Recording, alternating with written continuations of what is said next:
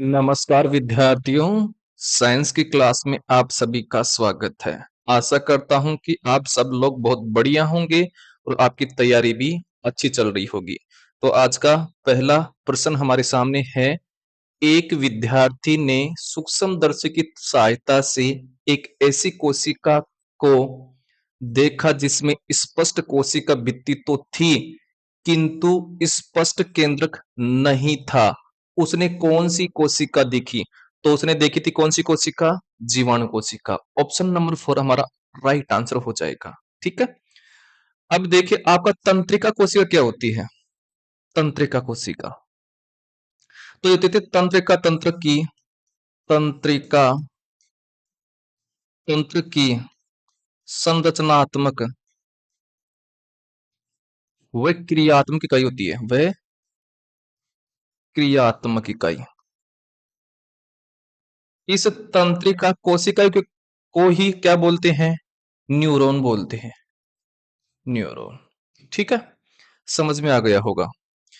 हमें पूछे जो पादप कोशिका है, इसकी कोशिका भित्ति किसकी बनी होती है? तो इसकी कोशिका भित्ति बनी होती है किसकी? सेलुलोज की। सेलुलोज। और अगर हमें पूछे जो जीवाणु कोशिका है, इसकी कोशिका भित्ति किसकी बनी होती है? कोशिका भित्ति वो बनी होती है पेप्टिडोग्लाइकेन।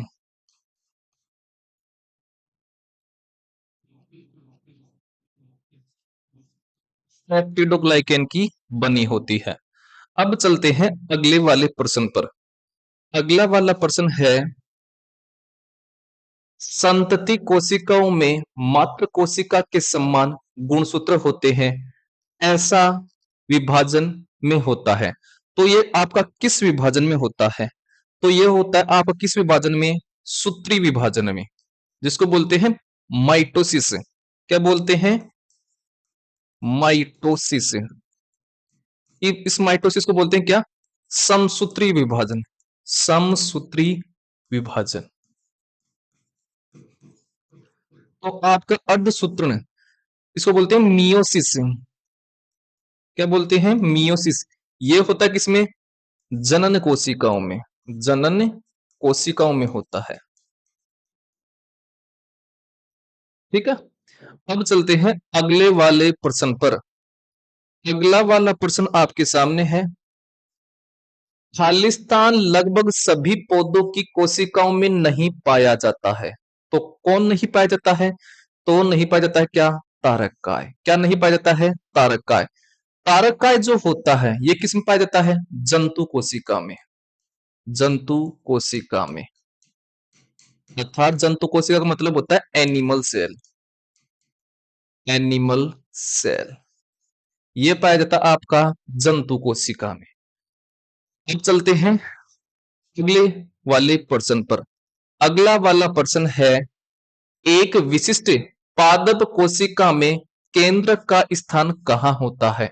तो जो पादप कोशिका होती है उसमें जो केंद्रक होता है वो कहां पर होता है? परिधीय। कहां पर होता है? परिधि पर होता है। ठीक है। अब चलिए अगले वाले प्रश्न पर। अगला वाला प्रश्न है, इलेक्ट्रॉन सूक्ष्मदर्शी के तहत कौन सा कोशिकांग या तो समूह में या अकेले छोटे डॉट के रूप में दिखाई देता है, जो कोशिका द्रव्य में स्वतंत्र रूप से तैरता है? तो वो क्या है? तो वो है आपका क्या? राइबोसोम। क्या होता है? राइबोसोम होता है। ठीक है। राइबोसोम क्या करता है? ये प्रोटीन संश्लेषण करता है। तो ये करता है प्रोटीन संश्लेषण। क्या करता है? प्रोटीन संश्लेषण। राइबोसोम को कहते हैं प्रोटीन फैक्ट्री के नाम से भी जानते हैं। Protein factory. तो इसको जाना जाता है किस नाम से? प्रोटीन फैक्ट्री के नाम से भी जाना जाता है। अब चलते हैं हम अगले वाले प्रश्न पर। तो अगला वाला प्रश्न है, ये बोल रहा है, कोशिका अंग में से कौन सा कोशिका विभाजन में मदद करता है और कोशिका की गतिविधि और वंशानुगत वर्णों को नियंत्रित करता है? तो वो कौन करता है? नाभिक। कौन करता है? नाभिक। इसको बोलते हैं केंद्रक भी बोलते हैं। नाभिक को क्या बोलते हैं? केंद्रक। इंग्लिश में बोलते हैं न्यूक्लियस। न्यूक्लियस बोलते हैं। ठीक है। जो नाभिक होता है वो कोशिका को क्या करता है? कंट्रोल करता है। क्या करता है? कंट्रोल करता है। तो ये केंद्रक करता है क्या? कोशिका को, कोशिका के सभी कार्य को, कोशिका के सभी कार्य को नियंत्रित करता है, कंट्रोल करता है। इसलिए इसे कोशिका का क्या बोलते हैं? कंट्रोलर बोलते हैं, नियंत्रक भी बोलते हैं। तो इस नाभिक को क्या बोलते हैं? कोशिका का, कोशिका का नियंत्रक। ये कहा जाता है किसको? नाभिक, केंद्रक अर्थात न्यूक्लियस को कहा जाता है। हमारे पास है गोल्गी तंत्र अर्थात गोल्जिकाय। गोल्जिकाय, जो गोल्जिकाय है इसकी जो खोज की थी वो किसने की थी? के केमिलो गोल्जी ने। किसने की थी? केमिलो गोल्जी ने की थी। आई होप आपको ये वाला समझ में आ गया होगा। अब चलिए अगले वाले प्रश्न पर। तो अगला वाला प्रश्न है, निम्न में से कौन सा सूत्री विभाजन का पहला चरण है? सूत्री विभाजन किसको बोलते हैं? समसूत्री विभाजन को, समसूत्री विभाजन को बोलते हैं। इंग्लिश में बोलते हैं क्या? माइटोसिस। माइटोसिस। तो इसका पहला चरण क्या है? तो सूत्री विभाजन का पहला चरण होता है क्या आपका? प्रोफेज होता है। क्या होता है? प्रोफेज होता है। ठीक है। तो सूत्री विभाजन का पहला फेज हो गया है प्रोफेज। ठीक है। अब चलते हैं अगले वाले प्रश्न पर। अगला वाला प्रश्न आपके सामने है, खालिस्तान एक झिल्लीबद्ध कोशिका अंग है जिसमें पाचक एंजाइम होते हैं। तो वो कौन सा अंगक है? तो वो आपका है कौन? लाइसोसोम। कौन है? लाइसोसोम है। इस पर कितनी झिल्ली पाई जाती है? तो इस पर पाई जाती है एकल झिल्ली पाई जाती है। एक झिल्ली, सिंगल मेम्ब्रेन पाई जाती है। और इसमें क्या पाए जाते हैं? पाचक एंजाइम पाए जाते हैं, डाइजेस्टिव एंजाइम पाए जाते हैं, पाचक एंजाइम। जो लाइसोसोम है इसको क्या बोलते हैं? आपका आत्मघाती थैली के नाम से जानते हैं। आत्मघाती थैली के नाम से जानते हैं। ठीक है। तो ये हो गया है। राइबोसोम है। राइबोसोम को क्या बोलते हैं? प्रोटीन फैक्ट्री के नाम से जानते हैं। Protein factory. क्यों? क्योंकि क्या करता है? प्रोटीन का निर्माण करता है। प्रोटीन निर्माण करता है। क्या करता है ये? प्रोटीन निर्माण करता है। इसके अलावा आपका जो राइबोसोम है, राइबोसोम क्या कर रहा है? प्रोटीन निर्माण करता है। अब देखिए हमारे पास है माइटोकॉन्ड्रिया। तो जो माइटोकॉन्ड्रिया है ये, इस पर कितनी झिल्ली पाई जाती है? तो इस पर पाई जाती है दोहरी झिल्ली। मतलब दो झिल्लियां पाई जाती हैं, दोहरी झिल्ली। ठीक है। इसके अलावा जो माइटोकॉन्ड्रिया है इसको क्या बोलते हैं? कोशिका का शक्ति ग्रह। तो इसको बोलते हैं शक्ति ग्रह, पावर हाउस ऑफ सेल कहा जाता है। अब चलते हैं हम अगले वाले प्रश्न पर।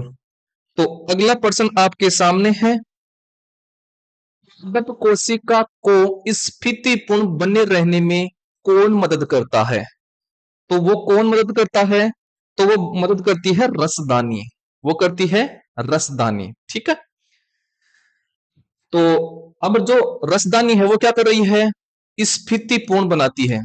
स्फीतिपूर्ण किसको बनाती है? पादप को बनाती है। तो इसका ये कार्य हो गया। माइटोकॉन्ड्रिया क्या कर रहा था? ये ऊर्जा निर्माण करता है, ऊर्जा निर्माण। और ऊर्जा किस रूप में इकट्ठा करता है? एटीपी के रूप में। एटीपी के रूप में ऊर्जा को इकट्ठा करता है। ठीक है। आपका राइबोसोम है। राइबोसोम क्या कर रहा था? प्रोटीन का निर्माण कर रहा था। क्या कर रहा था? प्रोटीन का निर्माण कर रहा था। अब चलते हैं हम अगले वाले प्रश्न पर। तो अगला प्रश्न आपके सामने है, एक पौधे की कोशिका भित्ति किससे निर्मित होती है? तो एक पौधे की जो कोशिका भित्ति है वो किसकी बनी होती है? सेलुलोज की। किसकी बनी होती है? सेलुलोज की बनी होती है। ठीक है। जो कार्बोहाइड्रेट है इसका दूसरा क्या नाम है? भोजन प्रधान, ऊर्जा प्रदान करने वाला भोजन, ऊर्जा प्रदान करने वाला भोजन, इंग्लिश में बोलते हैं energy providing, energy providing food, providing food इसके नाम से जानते हैं। ठीक है।